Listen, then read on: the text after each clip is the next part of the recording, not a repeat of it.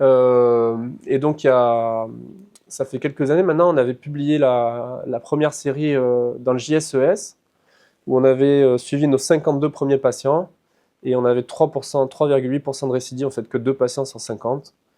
On n'avait pas eu besoin d'ouvrir plus que nécessaire, on n'avait pas eu de complications ni neuro, ni d'infection, et on avait des résultats fonctionnels qui nous paraissaient tout à fait satisfaisants. Et donc maintenant, on a suivi les mêmes patients avec un recul un peu plus long, et c'est Hélène qui va vous présenter ces résultats. Hélène? Alors du coup, on a fait une autre étude à plus long terme. Donc, les critères d'inclusion, on a inclus des patients d'avril 2012 à décembre 2018 qui étaient âgés de plus de 16 ans avec une instabilité antérieure. Et le suivi devait être de 5 ans minimum. Nos critères de non-inclusion, c'était l'association à une instabilité postérieure ou inférieure, une instabilité volontaire et une perte de substance osseuse glénoïdienne qui était supérieure à 20%, et la nécessité d'un geste complémentaire, type bancarte ou remplissage d'encoche. Notre critère de jugement principal était la récidive d'une luxation antérieure avec une indication de reprise chirurgicale, et nos critères de jugement secondaire étaient les scores cliniques et le taux d'arthrose péléno-humérale.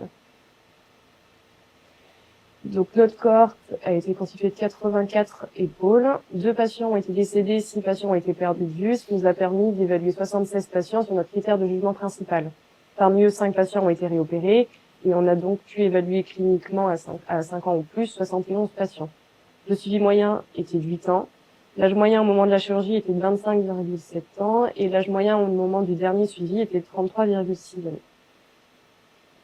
Donc notre critère de jugement principal, qui était la récidive d'une luxation avec indication de reprise, était de 5,2%, ce qui correspondait à 4 épaules sur les 76 inclus. Ils ont été stabilisés par des butées de la targée ou des butées d'éliane Juliette. Un patient dans notre cohorte a présenté une récidive de luxation qui n'a pas nécessité de reprise parce qu'il s'est stabilisé après un traitement rééducatif bien conduit. Donc, au niveau des scores cliniques, c'était très satisfaisant. Donc, un score de valse du pied moyen à 92,1 points, un score de Rho moyen à 91,9 points, un SSB moyen à 94,8% et un score de saigne moyen à 92,9%. La limitation moyenne en rotation externe RE1 était de 9 degrés et en RE2 de 1,2 degrés. 96% de la cohorte a pu reprendre le sport et 79% de la cohorte a pu reprendre le sport avec un niveau identique par rapport au préopératoire. 94% de la cohorte étaient satisfaits ou très satisfaits de leur intervention. Sur le plan radiographique, on retrouvait un taux d'arthrose gléno-humérale à 20%, avec 9 patients classés stade 1 selon la classification de Samuelson et Prieto, 2 patients classés stade 2 et 1 patient classé stade 3. On n'a retrouvé aucune complication septique, aucune complication neurologique. 2 patients ont eu une pseudarthrose de la coracoïde, ce qui correspondait à 2,6% de la cohorte. Concernant les données de la littérature sur la butée de la targée, qui est le traitement de référence à 5 ans ou plus, on retrouvait une récidive de luxation située entre 0 et 18%, contre une récidive de luxation à 5,2% dans notre cohorte. Le taux d'arthrose, quant à lui, est situé entre 11 et 45%, alors que celui du tri arthroscopique est de 20%. Dans la littérature, on retrouve une perte de force en rotation interne du latargé qui est située entre 6 et 19%. Une récente étude dans notre service a montré une atrophie mineure du sous-scapulaire à 6 mois, sans perte de force à 1 an post-opératoire. Donc, comme je disais, on n'a retrouvé aucune complication neurologique ni septique, et dans la littérature, le latargique soit à ciel ouvert ou sous arthroscopie, on retrouvait 20% de complications neurologiques et 6% de complications septiques. Donc, en conclusion, le tri arthroscopique donne de bons résultats à long terme pour le traitement de l'instabilité antérieure gléno-humérale. Ce qui confirme, notre étude confirme les résultats qui étaient obtenus à la série de 2 ans de recul. Le taux de récidive est comparable à celui du traitement de référence. Le taux d'arthrose, quant à lui, est faible et à un stade peu avancé. Donc, en conclusion, le tri arthroscopique semble être une alternative fiable et efficace à la butée de la targée pour tous les patients et sans limitation d'indication. Donc, on voit que maintenant, on arrive à avoir un nombre de patients et un recul suffisant pour qu'on puisse discuter sérieusement de cette technique. Les questions qui se posaient, et on essaie de répondre à chacune des questions, et tous les travaux, les travaux scientifiques qu'on fait dans le service sont souvent basés là-dessus. On nous demande, voilà, est-ce que à long terme, qu'est-ce que ça va donner? On commence à savoir maintenant. On a 8 ans de recul moyen. Les premiers patients, on les a opérés il y a 12 ou 13 ans maintenant. Donc ces patients, on essaie de les revoir. Alors c'est pas facile, hein, c'est des cohortes de malades instables, donc on en perd pas mal de vue. Mais là, Hélène, elle a fait un gros travail. On a réussi à en retrouver un grand maximum et on arrive à avoir des données qui sont un peu plus fiables. Sur l'arthrose, c'est plus compliqué parce que avoir les gens au téléphone, c'est encore possible, une téléconsulte, c'est encore possible, mais avoir des radios et que les gens reviennent, c'est plus compliqué. Donc on a moins de données, on en a quand même pas mal finalement. Tu avais combien de... 60 sur les 71. Et tu as eu 60 radios. J'ai eu. Combien donc là, ça c'est beau, hein, c'est mieux que ce que j'imaginais. 60 radios sur 71 patients en revue, c'est qu'on a bien travaillé, donc on commence quand même à avoir des données. Et effectivement, on ne sait pas encore, plus ou moins d'arthrose que le Latargia, on ne sait pas bien parce que la littérature est un peu disparate avec des taux qui vont, on a vu, hein, de 20 à 45%. Nous, on est pas mal, on n'en fait pas plus, pas moins. Hein. On ne pense pas qu'on en fera moins, on verra. Mais on sait que l'immense majorité de ces patients arthrosiques, c'est des stades 1 à 8 ans de recul, donc c'est pas une arthrose qui est très évoluée. Ce dont moi je suis persuadé, mais on n'en sait rien, c'est que la technique, je ne suis pas sûr qu'elle ait un grand effet sur la survie de l'arthrose. C'est ce qui s'est passé avant. Voilà. Un patient qui s'est luxé 20 fois avant, qui a abîmé son cartilage avant, ben lui, il fera de l'arthrose, c'est tout, qu'on le stabilise quelle que soit la technique. Donc, on va voir. On verra encore sur le plus long terme. On va essayer de voir une série à plus de 10 ans de recul maintenant. On verra bien ce que ça donne, quoi. En tout cas, on a pu répondre avec les données qu'on a maintenant à pas mal de questions. Et là, sur du long terme, on est assez satisfait. On voit que les résultats restent stables. La donnée qu'on n'a pas et qu'on nous demande souvent, c'est quand est-ce qu'ils se luxent les patients, puisque dans les séries habituelles de butée, c'est dans les 2 ans que ça se luxe. On sait que avec le Bankart, ça se luxe encore plus loin, jusqu'à 10 ans. On n'a pas bien la donnée de savoir quand il se luxe précisément, mais on pense que dans les 2 ans aussi, hein, il se luxe assez rapidement.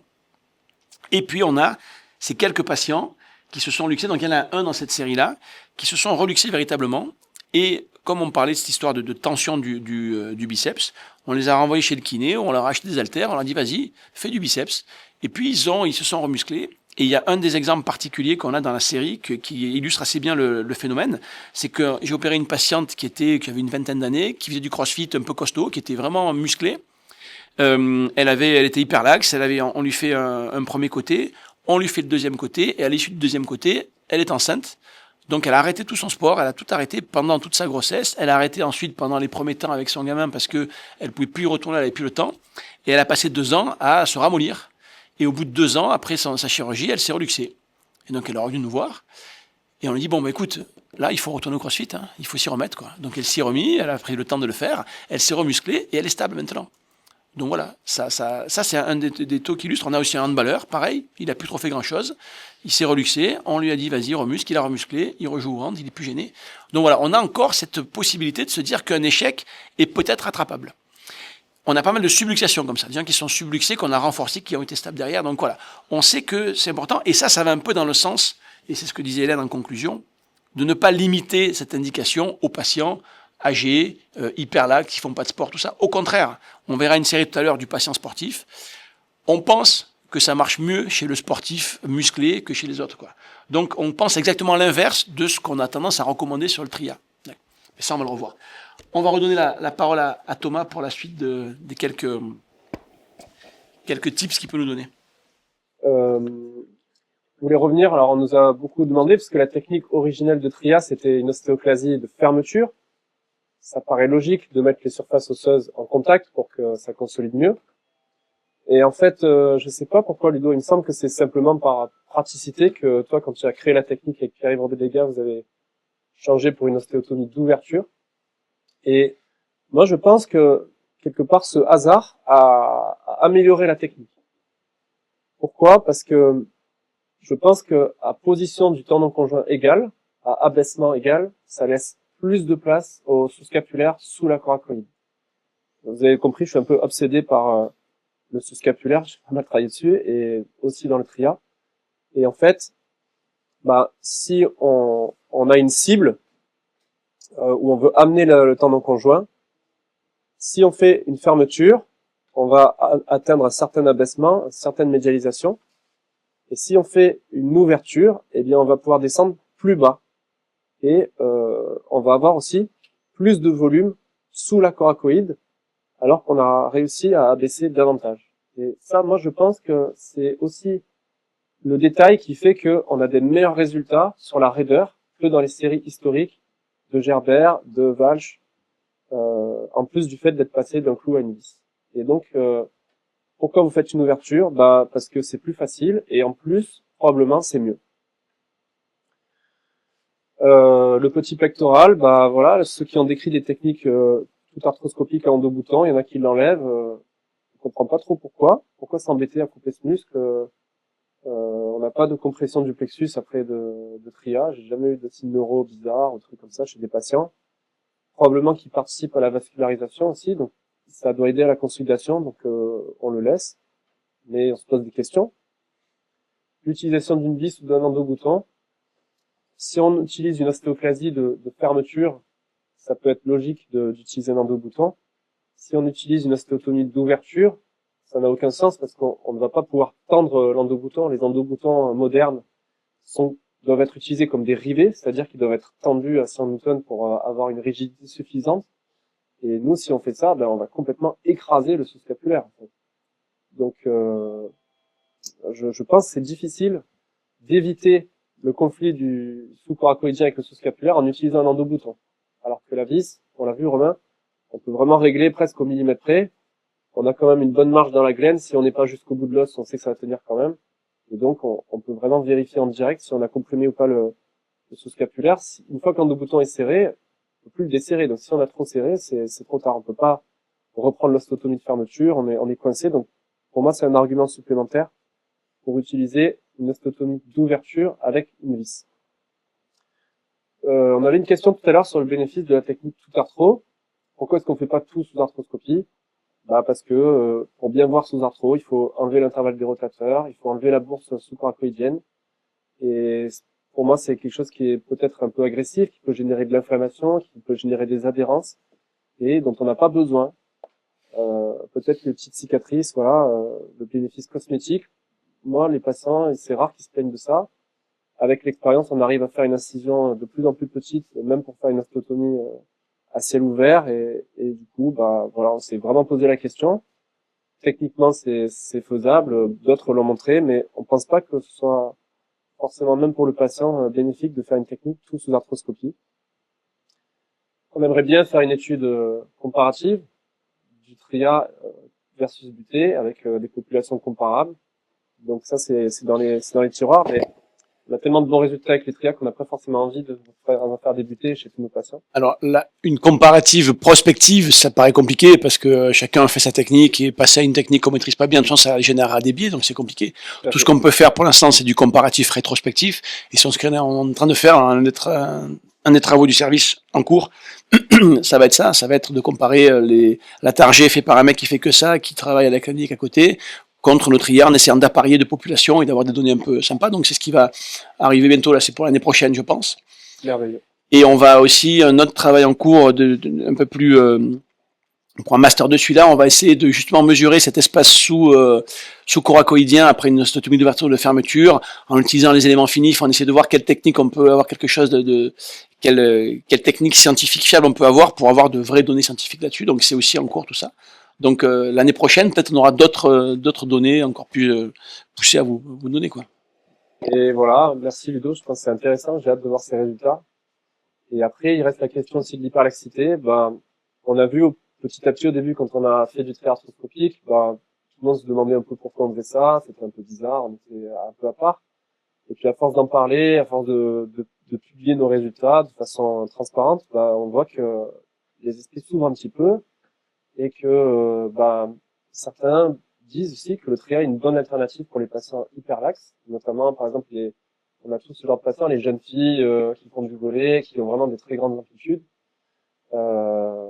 Est-ce que le TRIA est plus adapté chez les patients hyperlaxes que la butée? Je sais pas, ça peut être une piste aussi à étudier. Je voulais aussi vous parler des petites choses que j'ai changées depuis que je suis parti. Ça fait 3 ans maintenant. J'ai pas du tout changé la technique parce que je pense qu'elle est bien comme elle est. On y a pas mal réfléchi et maintenant elle est arrivée à maturité. C'est plus les choses à côté que j'ai changé et notamment j'ai la chance de travailler avec une excellente anesthésiste qui a travaillé notamment au CHU de Nice, donc qui connaît très bien l'épaule et qui a une bonne expérience des cathéters périnerveux. Donc je sais qu'au CHU on faisait plutôt des blocs. Bah, c'est vrai que c'est une opération qui est quand même globalement peu douloureuse. Le bloc, ils ont souvent quand même le petit réveil au milieu de la nuit, alors qui est pas toujours très bien vécu, c'est variable. Avec le cathéter, ça permet d'éviter ça en fait, parce que ils rentrent chez eux avec, Ça, c'est pas du tout gênant pour l'ambulatoire. Il y a une prestataire de service qui s'occupe du cathéter et il le garde pendant 3 jours avec un diffuseur ou une pompe. Et ça, c'est un vrai plus, je trouve. Et si il y en a parmi vous qui font des coiffes, des choses comme ça, je vous conseille vraiment de vous y intéresser parce que j'ai découvert ça là-bas et j'en suis très content. Ensuite, moi, je les immobilise en rotation externe parce que, bah, vous avez vu, on a une petite part de patients, on a encore une petite raideur et je me dis que les immobiliser comme ça peut peut-être aider à améliorer encore plus la récupération des amplitudes. Et c'est les Niçois qui avaient fait une étude d'imagerie où ils montraient que l'ABROM était mieux réduit après une luxation dans l'immobilisation en rotation neutre que en rotation interne. Donc voilà. Bon, après, c'est vrai que la telle a un certain coût. Elle est peut-être un peu plus contraignante. C'est un débat. Je pense que les coups de corps fonctionnent très bien aussi. Moi, je leur conseille de garder la telle 1 mois. Et puis après, un peu comme ce que font les Lyonnais pour une butée, d'avoir une vie quotidienne calme pendant 2 mois. Je crois que l'autre côté un peu plus rapide, un peu plus agressif sur la reprise du renforcement musculaire et tout ça. Moi, je vous avez compris, je suis quelqu'un d'un peu stressé, un peu anxieux, donc j'aime bien faire ce protocole-là. Et c'est à partir de 3 mois, je fais le scanner à 3 mois, un peu comme certains font pour les butées. Et dès que c'est consolidé, là, je leur dis qu'ils peuvent y aller à fond. Et souvent, c'est corrélé au moment où ils récupèrent la souplesse. En fait. Donc, c'est pas mal un bon timing. On a un kiné chez nous à l'INSA qui s'est formé sur le S-Start. Je sais pas si vous connaissez ce test. C'est un ensemble de tests fonctionnels, un peu comme le CASTAR pour le genou et les croisés, qui permet de valider la reprise du sport, et puis qui permet aussi aux patients de leur dire, parce qu'à 4 mois et demi, ils n'ont jamais fini complètement leur rééducation, de leur dire ce qu'ils ont acquis, de leur dire ce qu'ils doivent continuer à travailler. Et donc ça, on le fait au bout de 4 mois et demi à peu près. Et là, on a une bonne partie des patients qui réussissent à reprendre la compétition. Si je peux te couper une seconde, Thomas, Ouais, bien excuse-moi. sûr. Effectivement, sur ce qui est du protocole de rééducation qu'on a nous et des suites opératoires immédiates, c'est pas très différent au final. Donc l'immobilisation, nous on l'immobilise en rotation interne. On a des données qui sont dans la littérature qui sont un peu voilà, qui sont pas vraiment concluantes, je trouve moi sur cette immobilisation en rotation externe. Les patients, c'est des jeunes, ils ont 20 ans, ils sont sportifs. Ça dépend comment on leur explique les choses, mais c'est vrai que ils aiment pas bien ce genre de choses. Et l'impression qu'on a du post-opératoire du trait arthroscopique, c'est une impression qui est très favorable avec les gens qui arrivent au bout de 1 mois et qui disent qu'ils ont eu pas très mal, qu'ils ont été bien, que les suites sont vraiment simples. Je me demande si on va pas diminuer un petit peu cette satisfaction post-opératoire en disant un truc un peu plus contraignant. Mais ça, je pense qu'il faut qu'on le voit avec ta série à toi qui va continuer et puis on pourra comparer des choses. Ça, c'est ça qui est intéressant. Nous, on les immobilise 3 semaines seulement et on les voit à 4 semaines. On les immobilise 3 semaines parce qu'on s'est rendu compte que souvent, ils enlevaient d'eux-mêmes, ils en avaient marre. Au bout d'1 mois, c'était trop, quoi. Et en fait, comme ils se plaignent de rien, qu'ils ont pas mal très vite, ils ont vite envie de passer à la suite. Et on s'est rendu compte qu'il n'y avait pas beaucoup de problèmes à les relâcher assez rapidement. Le vrai souci, c'est le biceps, encore une fois. Donc, ils vont pas risquer grand-chose à bouger un peu dans tous les sens, même si on y va doucement. La rotation externe, elle est interdite pendant au moins les 2 à 3 premiers mois. Et on a un protocole de kiné qui est vraiment qu'on donne au kiné qui est adapté semaine par semaine. Mais ce qui est important, c'est le biceps, parce que ça tire sur la butée, enfin ça tire sur la coracoïde, pardon, et ça tire sur la vis.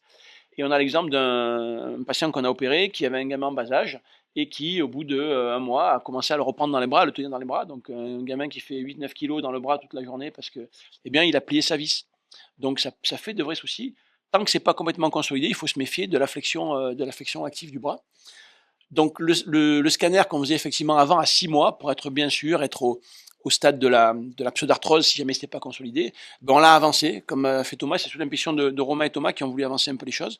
On le fait à 3 mois effectivement, et ça nous donne un bon élément pour reprendre vite. Alors maintenant, je ne sais pas, le S-Start, la rééducation et la proprioception, je ne sais pas dans quelle mesure c'est important dans l'épaule, on n'a pas beaucoup de données là-dessus.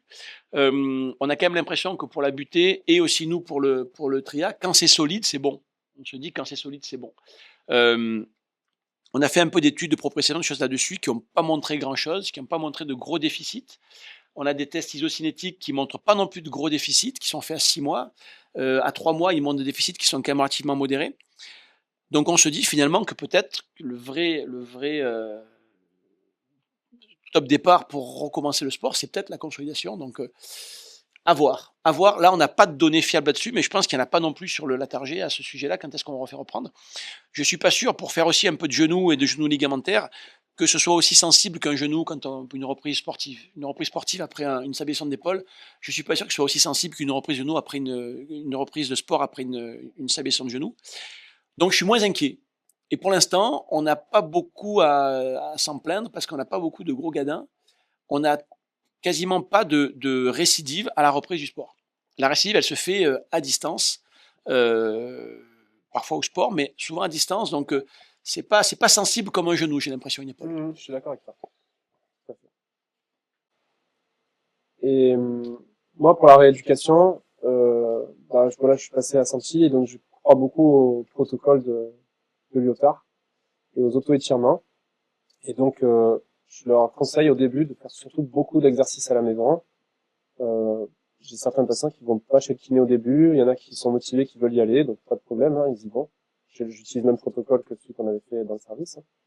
Mais je pense que les exercices d'étirement sont intéressants et j'ai l'impression qu'ils récupèrent mieux la rotation externe en faisant l'exercice.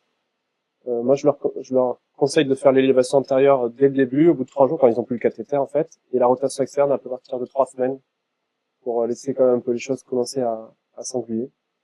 Et voilà. Aujourd'hui, quelles sont mes indications dans ma pratique personnelle? Je fais plus de bancartes, je vois pas trop l'intérêt, en fait, parce que je trouve qu'un tria, c'est, entre guillemets, aussi léger qu'un bancarte, et je suis plus serein dans les résultats. Y compris dans les sports à risque, y compris chez les hyperlaxes. Il y a quelques exceptions, évidemment. S'il y a une grosse perte de substance osseuse au niveau de la glène, voilà, ça c'est un exemple. Je fais une butée encore. Je suis pas fou du triage. Je pense que cette technique a ses limites, et notamment dans les très grosses pertes de substance osseuse glénoïdienne. Je continue de faire un peu de la targée, mais il faut quand même noter, je sais pas si ceux qui font de l'épaule pourront confirmer, que ces patients avec des scanners comme ça, ils sont pas si fréquents que ça dans notre pratique. S'il y a une encoche majeure, très profonde, on en discutait tout à l'heure, moi j'ai peur du remplissage, j'ai peur que ça enraidisse, et donc je préfère faire une butée, mais effectivement peut-être que dans ces cas-là, il y aura des appréhensions résiduelles, et qu'un remplissage serait plus adapté. Et je pense qu'il y a une place aussi sur des cas très rares où il y a vraiment des grosses lésions osseuses bipolaires, et que même après l'encoche, l'encoche reste off-track, là qu'il faut faire les deux, butée et encoche. Et remplissage, pardon.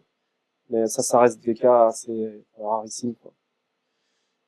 Si jamais un patient qui a une reprise de bancarte, il y a un contexte aussi, quand on est en libéral, de possibles procédures avec le premier chirurgien, on sait qu'on va être impliqué dedans, c'est un peu compliqué. Bah là, si j'ai un doute sur le stock osseux, même si c'est pas vraiment strictement supérieur à 20%, je préfère faire la targée.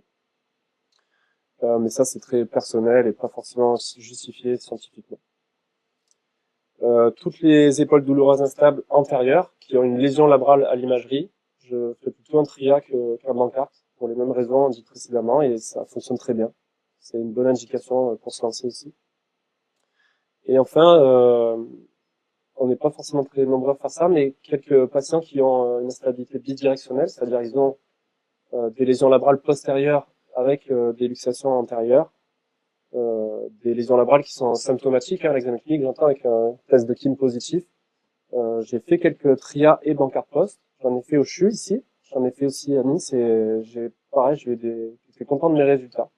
Donc c'est l'avantage aussi du tria arthroscopique, c'est que on est déjà sous arthroscopie, donc si on a des gestes associés à faire, une slap, un bancard postérieur, c'est assez naturel de le faire. Si on fait une butée à ciel ouvert, c'est tout de suite il faut compliquer l'installation. Voilà, donc si vous avez une stabilité bidirectionnelle, vous n'avez pas de perte de substance osseuse en avant, pensez au tria plus bancard post.